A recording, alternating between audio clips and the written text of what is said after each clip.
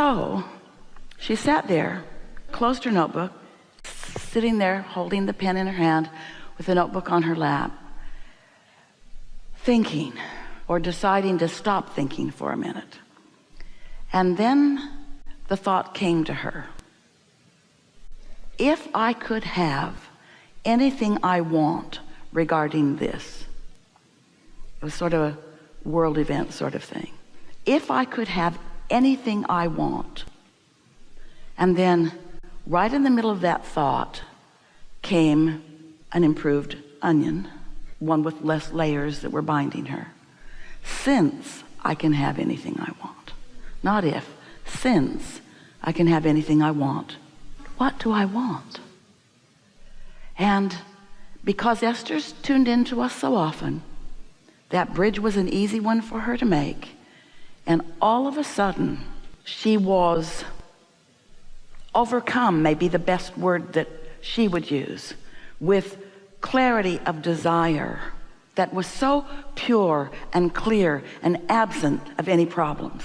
It was like anything that she wanted, it felt fresh and new, and she wasn't dragging old beliefs and trying to fix them. It felt to her like she went through a portal where all things were possible, and her desire was at such a heightened place. She tapped right into the desires on that subject that she'd been accumulating maybe her whole life, and felt the clarity of what her inner being knows about that.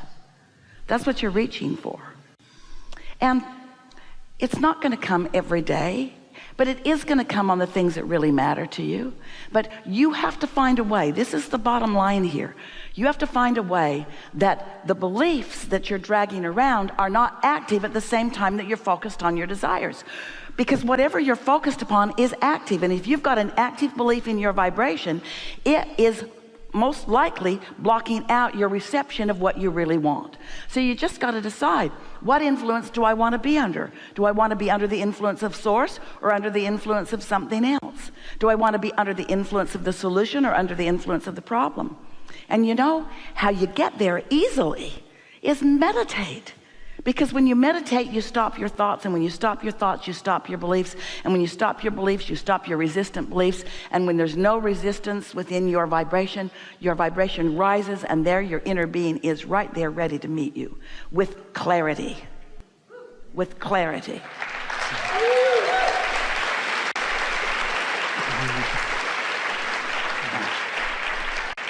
So no rush, because your inner being isn't saying time's a wasting.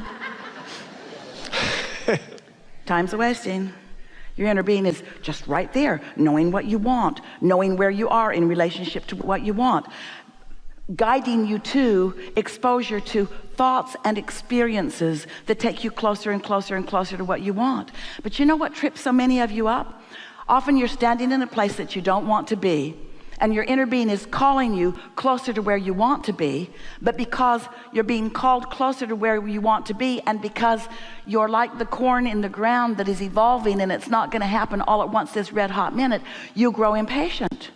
You're not sensitive enough to note the improvement, because you're looking for the manifestation rather than looking for the improved emotion. If you could let what you're looking for be just feeling better, if you could let what you're looking for be a sense of relief, if you could let what you're looking for be a vibrational experience rather than a park it in the garage experience, as in a car manifested or a business manifesting or a lover manifesting, if you could let it be just the improvement in the way you feel, then you could know for sure with firsthand knowledge that you are moving toward what you want. And just like the farmer with the seed of corn in the ground, you're willing to let it be in the ground. You're not only willing to let it be in the ground, you want it to stay into the ground until it's ready to come out and be what you want it to be. You think it's important to develop those inner senses that set stock? Only if you want to be happy. We think it is essential to deliberate creation, to understand that you live in a vibrational world and that your emotions are your key to how you're doing vibrationally. And anything less than that leaves you like a cork on a raging sea, bopping around, bipping around, bobbing around, and reacting to life, but having no control. But when you accept that you are a vibrational being in a vibrational universe, and that you have a vibrational inner being who's offering you vibrational signals, and you know that your key to recognizing those vibrations is emotion, if you will follow good feelings, eventually in the midst of those good feelings, you will receive clear thought and clear impulse to act, and excellent timing in co-creating with others who are there too, you see. Oh, this isn't hard. It's so easy, but it does require reorienting yourself from a physical what is world. Humans are looking around, we love you so much, at what is, and from what is, you're creating more. But instead of looking or sensing or feeling toward what's coming, you keep looking at what is. And what is a vibrational frequency that prevents the new.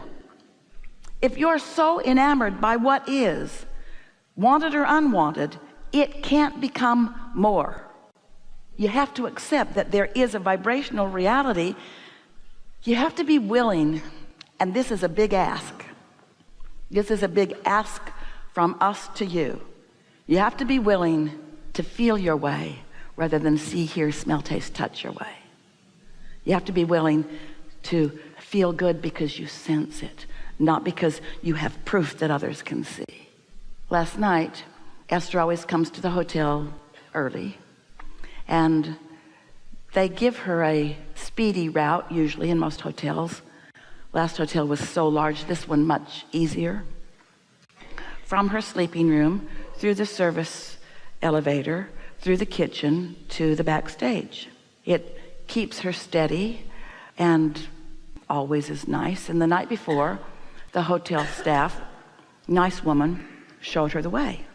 So when Esther awakens, she always feels that sense of knowing how to come. So as she was shown that entrance last evening, she had an impulse that she has never had before. She said, where are the main elevators in relationship to this service elevator when I get to the mezzanine level? And the woman said, just right outside the door, just right around the corner. And so as Esther went down, she stepped out and looked at that, and she saw the main elevators and a door that led her in. In other words, it was like a plan B that she had never thought to ask for before. But it was very clear. She asked for it and found it, and there it was. And so this morning, when she pushed the button on the service elevator, she could hear clanging and banging, and the door would not open. It would not come. It was hung up in some way. And then another girl came in who was servicing the floor, and Esther said, is this elevator not?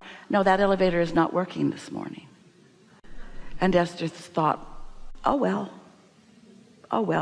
She knew exactly what to do, because her inner being knew that that elevator was not going to be working this morning. How, you want to know? Infinite intelligence knows. Everything that's coming about, there's a pattern about it. So you want advanced announcements? Esther always says, Abraham never gives me the backstory on anything, just the impulse. Even now, no backstory on anything, just the words right now, the appropriate words right now, the appropriate explanation right now is what she gets. And so you all are living that all the time. Esther got on that regular elevator and stepped out of it and came into the known environment and felt so happy for the guidance and so glad at the ease of it. You see what we're getting at? There are so many ways to get from where you are to where you want to be, and often it's not the plan that you've devised, but the plan that you've devised is not necessarily the best plan. Esther devised a plan to ride on an elevator that was not going to be working the next morning. That's not a very good plan. So her inner being had devised another plan, and there's always another plan, another plan, another plan, another plan, another plan. So many endless plans. But humans, you get hung up. You think you need to do it exactly the way that you'd planned to do it. But when you factor in infinite intelligence and what infinite, can you just try to wrap your mind around intelligence of such massive proportion that it understands everything about your now vibration and how that fits with every other frequency or offer of every other vibration on the planet, and knows what matches up, with an intention of always guiding you only toward what you want. Your inner being is never guarding you from something gone wrong, always guiding you toward what's going right, always. So we're sort of doing a sales job that you don't require, because you're not questioning, do I want to be in sync with my inner being? That whole sales job is sort of unnecessary to you, to all of you, really. But we just want you to know these things you want so much, since I can have anything that I desire, and since I have put it piece by piece by piece into a vibrational reality, and since it exists, we're shouting, and since source energy, my inner being, knows to the infinitesimal detail what I want and who I am, and since my inner being is completely in love with the blessed being that I am, and since these signals are being offered constantly, I might want to meditate so I can sync up with that.